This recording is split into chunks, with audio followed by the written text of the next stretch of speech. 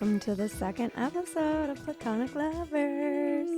Zoey, we had 45 downloads after our first week, and I'm feeling so proud of us. I'm proud of us too. We didn't really do anything to promote it yet. So. No, like nothing at all besides like really soft launching it on the Instagram that has like two. Actually, we went from 1 follower to 12 in one day. Well, 4 or 5 of them are my family members, and I made them do it while we were all together over the holidays. So You don't have to tell people.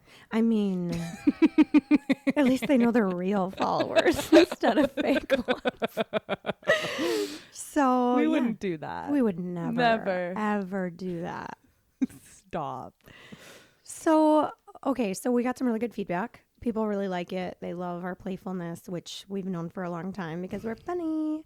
But I really am excited to talk about what I want to talk about today as we continue to kind of like prime our audience for all the things we want to talk about. And you remember when you were like first becoming a therapist and you like told your family and they were like, oh my God, what kind of crazy shit have you seen? Mm-hmm. Right? Mm-hmm. And it made me think about this idea that there are so many taboo things that happen in the human experience that we like label as taboo, but they're like normal.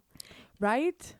Or the things that other people don't understand, you're like, it doesn't faze me because I've heard it so many times. And like, that's a whole different group of people that you just don't know, right? So it's taboo to you, but you're taboo to those people. Yeah, totally. And like the uniqueness of the human experience, but actually that it's all the same. And what gave me this idea and to talk about it on our podcast was that, so we call ourselves the Cowgirls, me, Brad, Zoey, and Faye. And we have like group text chats going. We have Instagram chats called Cowgirls. I mean, pretty much any platform. We have email chains that go. We are discussing random things. It started like a couple of years ago and we would just share memes because that was usually done via text. And now it's mostly on Instagram. And we send these like really funny, ridiculous memes, which everybody does that. But I was thinking about how funny they are and how like if people said what we wrote, what we saw in memes and common conversations, they would gasp and be like, how dare you say something like that? And I'm like, it doesn't faze us partially because we're therapists, but it also doesn't faze us because I think one of the most important things to unearth as it relates to the human experience is that when you have really good friends, you can share whatever you want. Like it's just part of how it goes, you know? And so I wanted to talk a little bit about that crossover of human experience and just the normal human things that we do that some people might label taboo, and just kind of go through the list and kind of like share our collective thoughts. Does that sound fun? Yeah. That sounds great. So I think one of the biggest ones, and I'm a marriage and family therapist, and really, yes, I love doing family therapy. I love doing individual therapy, but like couples and nitty gritty stuff. Like the biggest one I think that people just don't talk about is sex. But I want to take it further than sex because like a lot of people talk about sex in like nurture your relationship and all of these things, but like they don't talk about like the noises and the sounds and the smells and like the things that can happen. And so then everyone like gets embarrassed of that experience when they're like, you know, trying to talk about sex with people. Do you know what I'm talking about? I guess are you saying as a therapist or as a friend? Both. Oh, mine was way more about like polyamorous sex. That was what most of my couples work was. Like every single couple I had more than one person in their relationship sexually. I guess we didn't talk about smells and sounds. Yeah, but the point I'm trying to make, it's like it's this crossover. The point I'm trying to make is that like that's a thing. Oh, well, yeah. Right? Yeah. If like, you just talk about things and don't make it seem like it's weird to talk about, you can desensitize people to these things. Right. Like nobody talks about like if there's a weird airflow. You talking about a queef? No. I'm talking about like just in the in the movement, and it just creates like a weird suctioning sound. You know, in your like, stomach. Yes. Yeah. And people just don't talk about it. And I think it's hilarious because like we as friends, there's like nothing that's off limits. Like No. we know about all each other's. Like if we were having a problem or just even a funny thought in the realm of our sex life, we would just blurt it out. Right? Yeah. And we don't talk to everybody about it. No. But it feels so natural and comfortable. And I feel like everybody should have a friend who can normalize the sex conversation. You know, it reminds me of that movie. Is it called like Bad Moms or something? Do you remember when Kristen Bell's character is like, yeah, you have to fold it in quarters? I know, it's like she's a never heart. Like, I think some girls do talk like that, but from a perspective of a therapist, I feel like there are so many women and men who come into therapy and like are so afraid of talking about. Totally. And then as a therapist, when you're like, say just sex, like out loud in the session, they're kind of like, we can talk about this. And I was like, yeah, like you're talking to me about your relationship. We're going to talk about sex. Right. And if you're not having it, that's fine, but let's talk about it. And if you are, how's it going? Right. It's so bizarre to me that we've made, like, literally every human being on the planet has come from sex.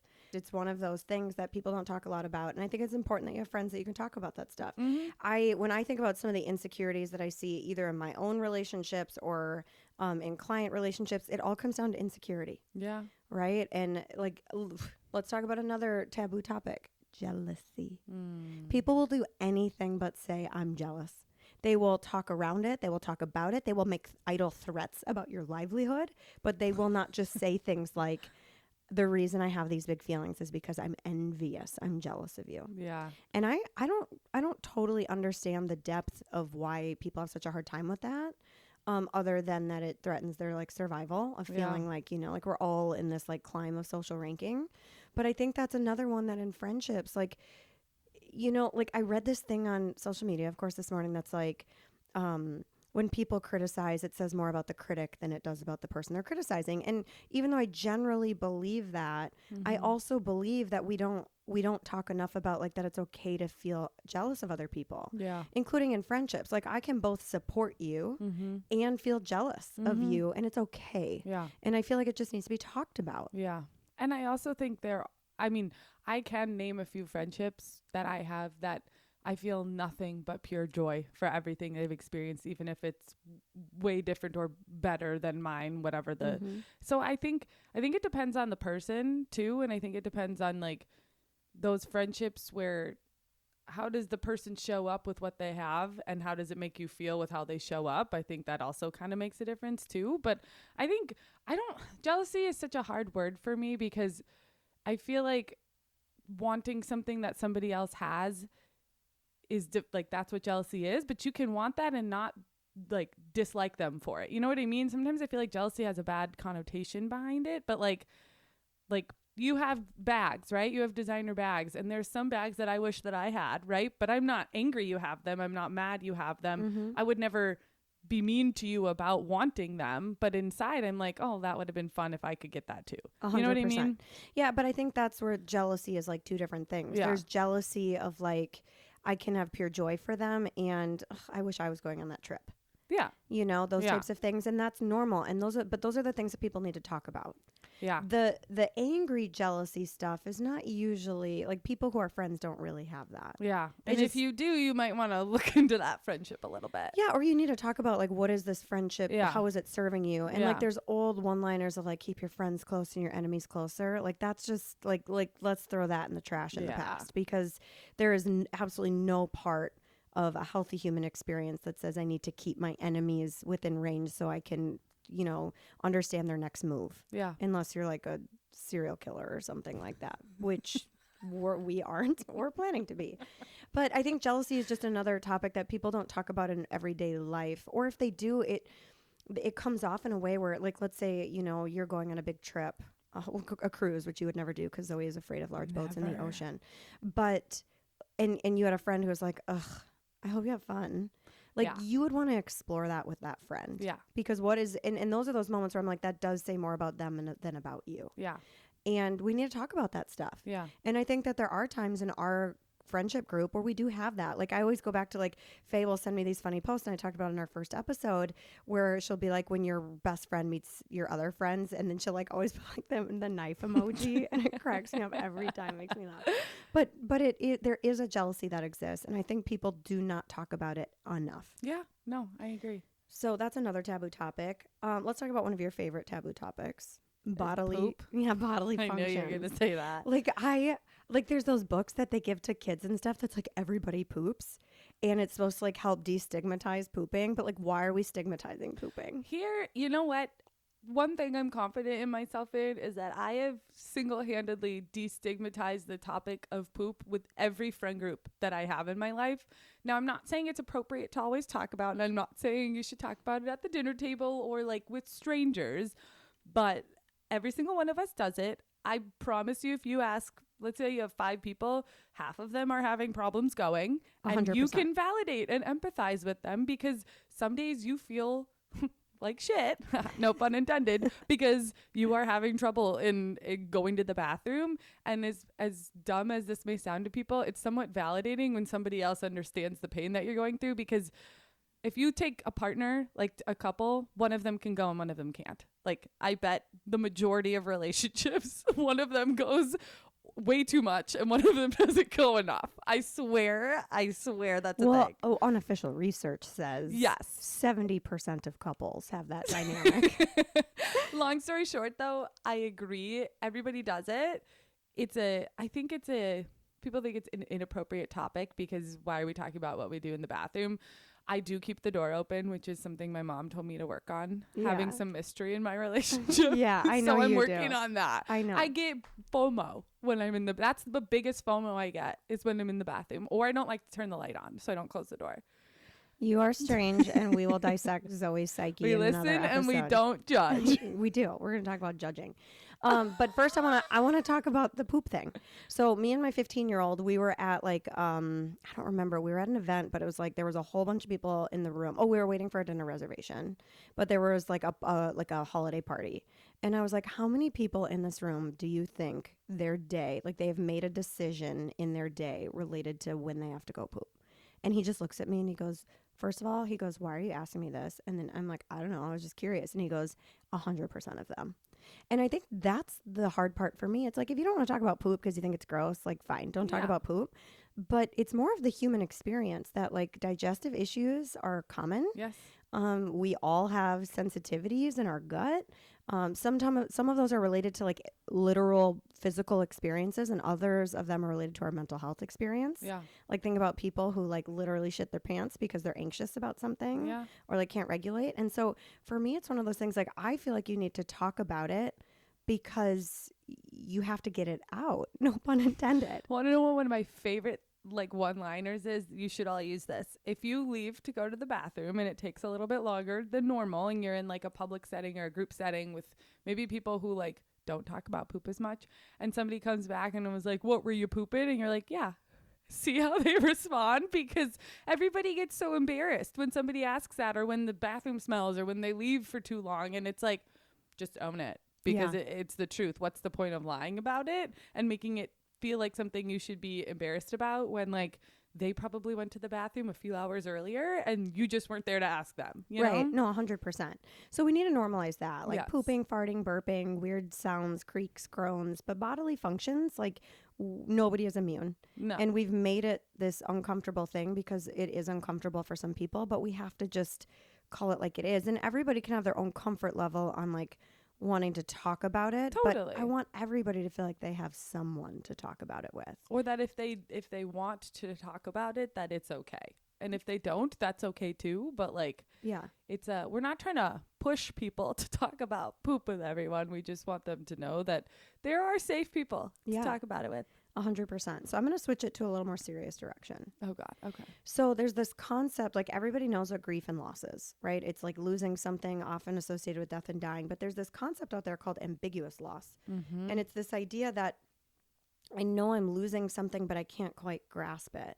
And one of those topics that does not come up enough and people talk about, or they like use humor as a way of bypassing it, is aging.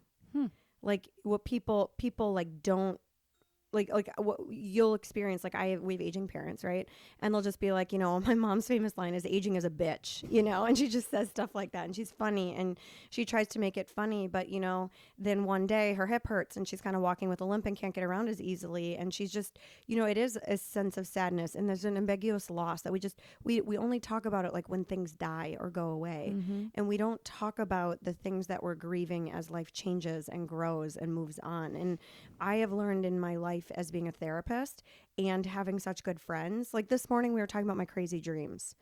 And they are absolutely associated with big things that are going on in my life, associated with ambiguous loss. I'm not losing a human or a house or like a something tangible, but I am experiencing changes in my life, and I feel like there is some loss associated with that. And more people need to talk about that, like that ambiguous loss or associated with getting older. Like, how many people sit there and think to themselves on a daily basis, like, I'm going to be 38 in 2 months, and that means that there's 38 years behind me. How many are ahead of me? Yeah. Right? And it's okay to not dwell on it or get stuck in it, but how much of that is also attached to my underlying anxiety that I can't quite grasp? Yeah. It's hard for me. Here's the part where, like, as a therapist, even if I don't understand it personally, I can still have empathy for you. But, like, this is a topic where, like, I don't think I'm old enough yet to have really felt that, because it still feels like, I mean, I can have, like, I was 18 10 years ago, right? That doesn't feel that long ago. At the same time, I had my 10-year high school reunion, and I didn't feel anything yet. So you want to know when I felt like I was aging? And this like makes me cry. I learned it from a client who he said to me, and his boys were all grown, and he said, I don't remember when the last time I picked up my kid was. Yeah. I remember the first time, but I don't remember the last time. And now they're, 200 pounds and 6'5". Yeah. And so my oldest son, who's 12, I don't remember the last time I could pick him up.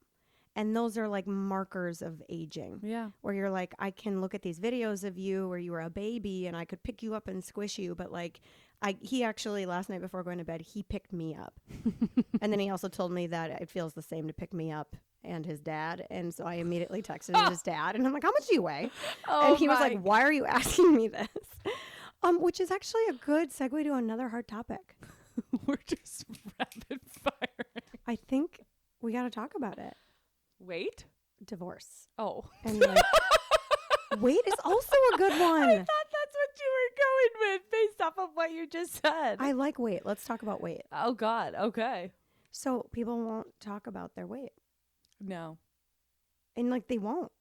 Yeah. And I don't know why, but you guys all know how much I weigh. Yeah. I am a big believer in just talking about things. I think you know that, Being obviously. open. Yeah. And I will share, well, there was probably a point in time where I wouldn't have. And that's, I think now that I have made healthier choices for my body, I'm comfortable sharing what my weight was at that point. But when I was at that point, I would have had a hard time.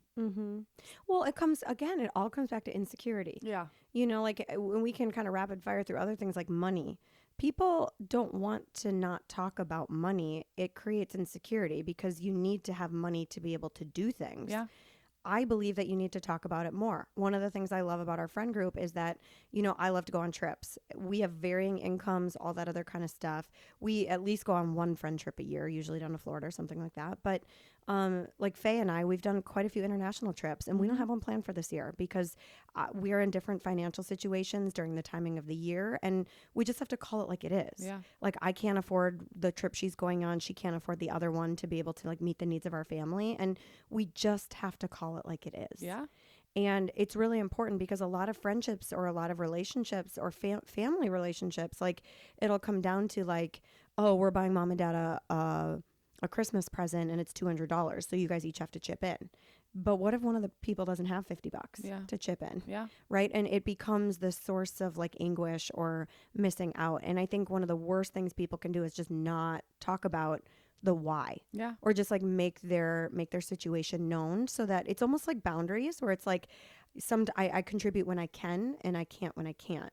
So please don't make assumptions that I can and all those types of things. I think that's like another big one. I will always say I can't afford something if I can't afford it. And I'm not, again, it's like, it's relative to what my priorities are too. And having different priorities than somebody else doesn't make you bad or wrong. They're just different. Or it doesn't make you incompatible or like, well, this friendship is down the toilet. Like, friendships grow and change, and people grow and change. I always tell people that, the science is that every 7 years, every cell in our body has regenerated. So every part of us, not all at once, because that would be crazy. That would be crazy. That'd be like your whole face changes.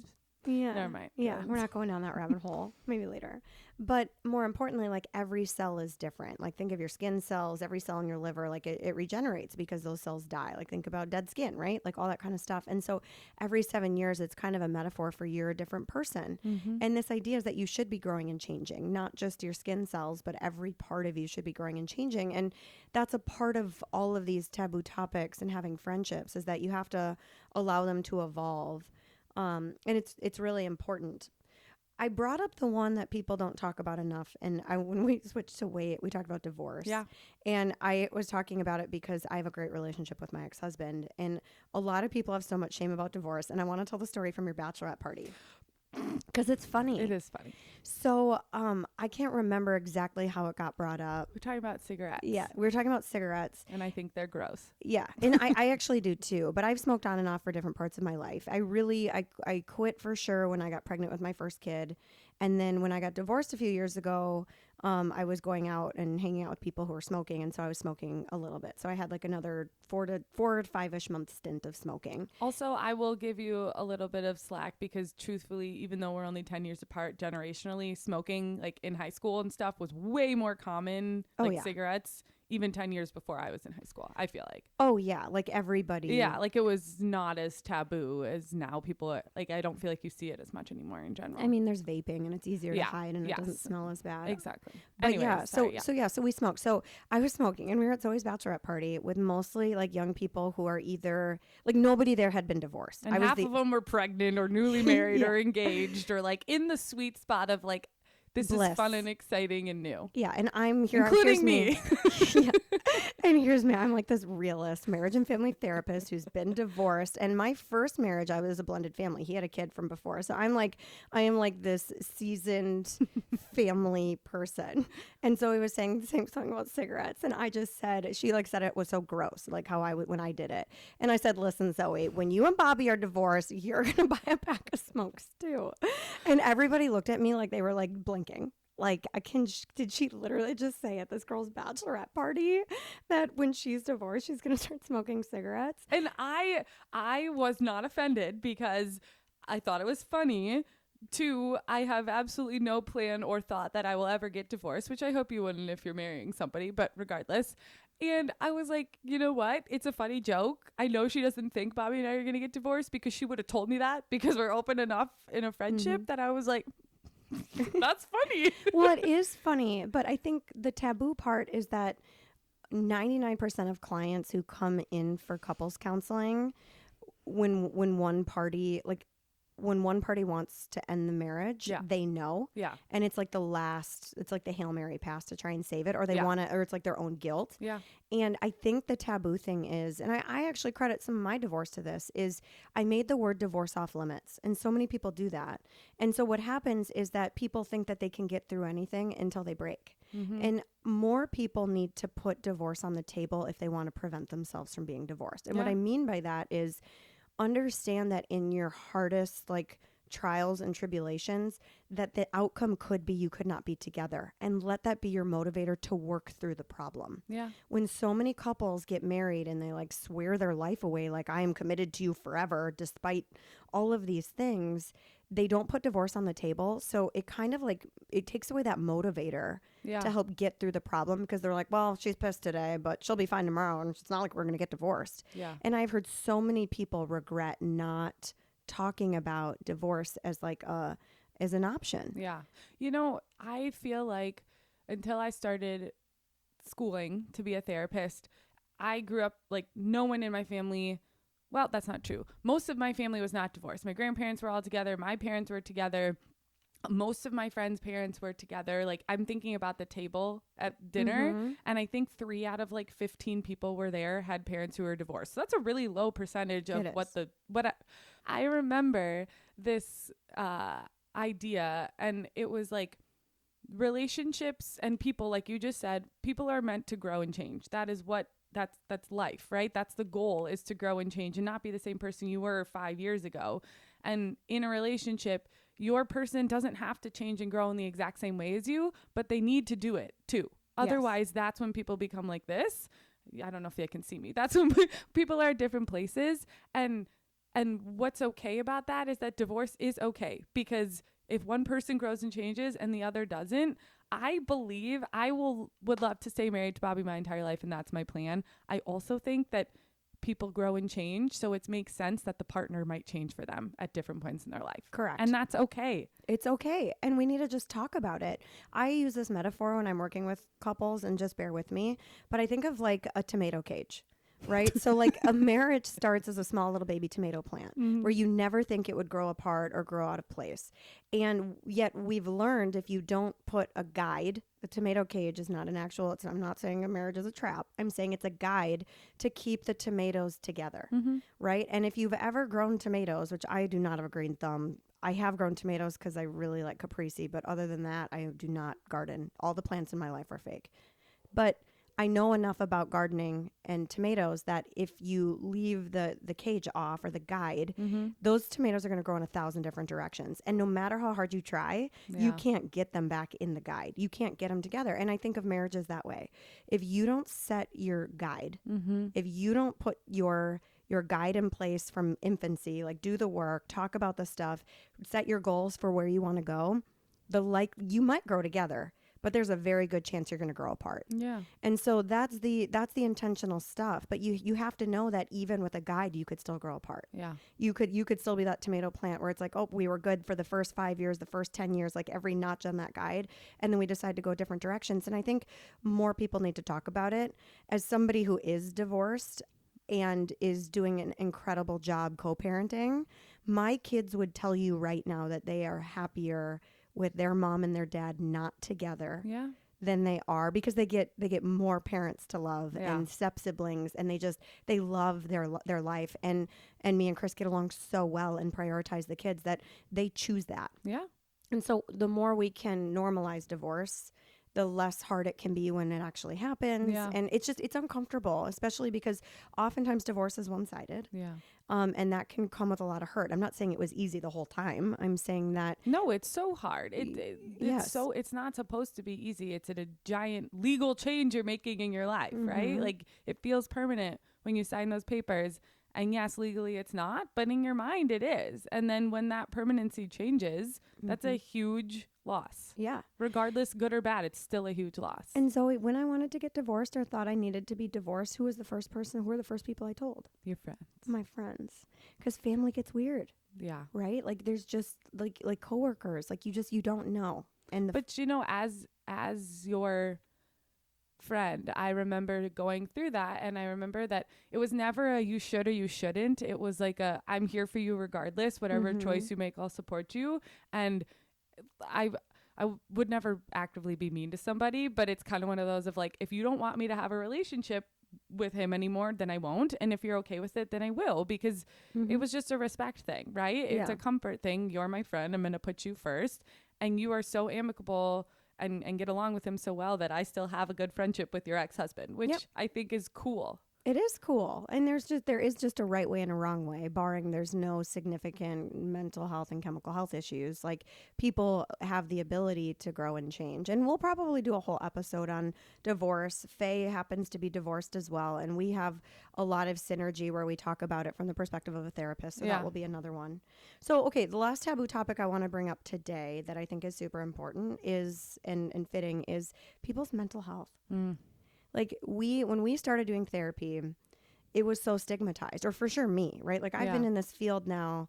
Since I was 17 years old, one of my first jobs was being a direct support professional for like teenager or kids who needed support for their mental health, or they had, behavioral issues on the spectrum and stuff like that. I've been in this field for 20 years, and talking about your mental health, I feel like the only people I could do it with for my whole life was with my friends. Yeah. And that's where it started. It started being okay that I could share a deep, dark secret with a close friend of like, well, hey, I really have hard feelings about this, or like, I don't want to get out of bed today.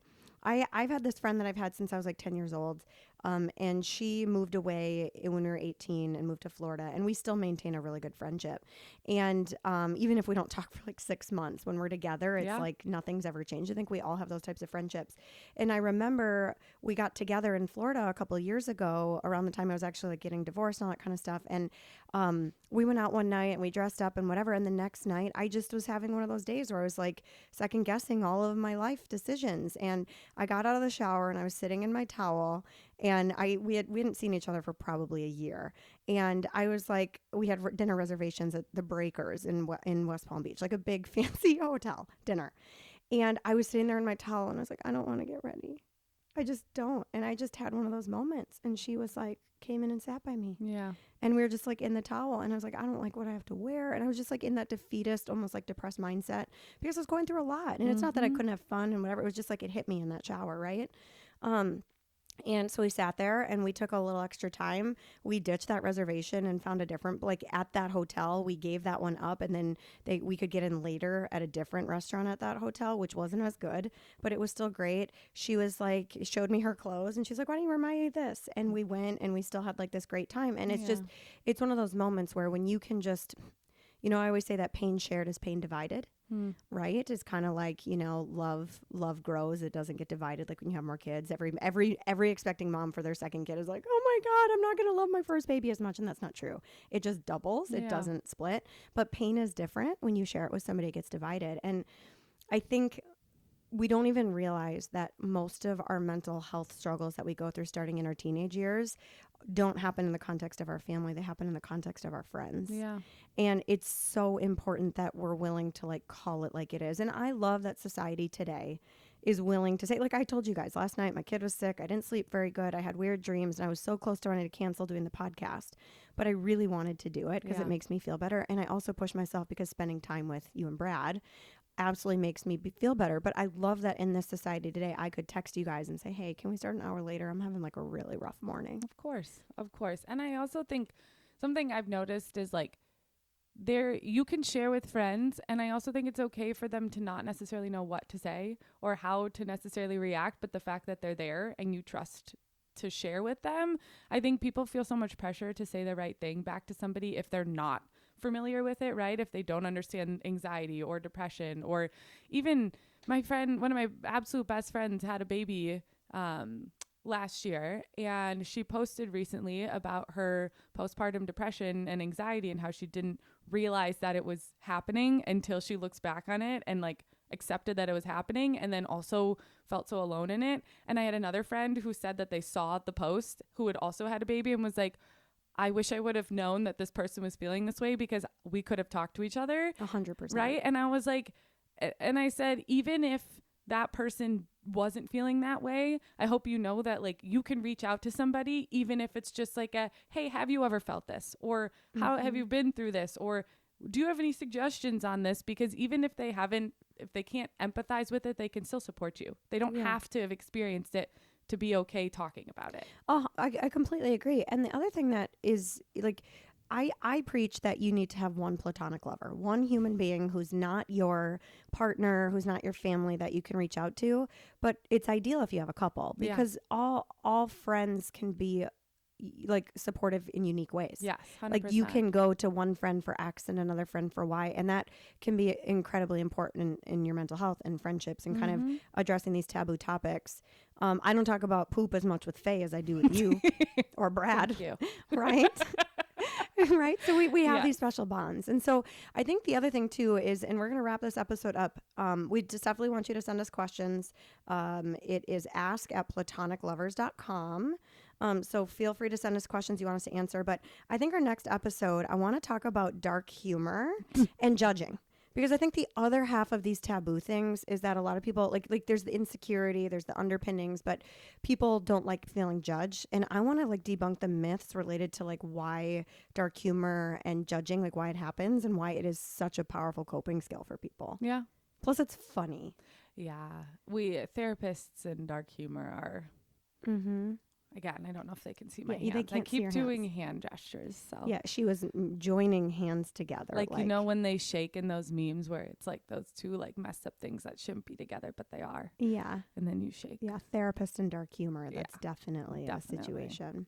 But yeah, I think this was just, it kind of showed our ADHD and how we went through like 15 topics in this entire thing. But I think it's also good because we didn't dive too deep into any of them, but we let everybody know that like, these are things you can talk about that maybe you feel like you can't. And I'm also curious if people have other ones. So if you do send in questions, I'm curious what other taboo topics people have, because we could talk about them next week too. Just like, here's some ones we got in a list and rapid fire through them. 100%. And that's what we want the ask portion of this to be. Yeah. Like send us, like we obviously didn't go, we went a mile wide, no depth in any of these topics at all.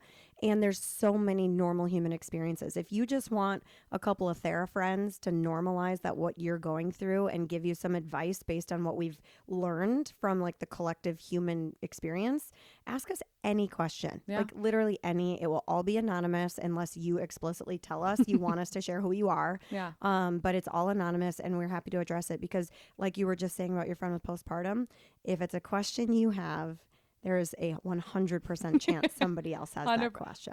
I love it. That's a great way to end it. I love it. Well, thanks for listening. Thanks for listening.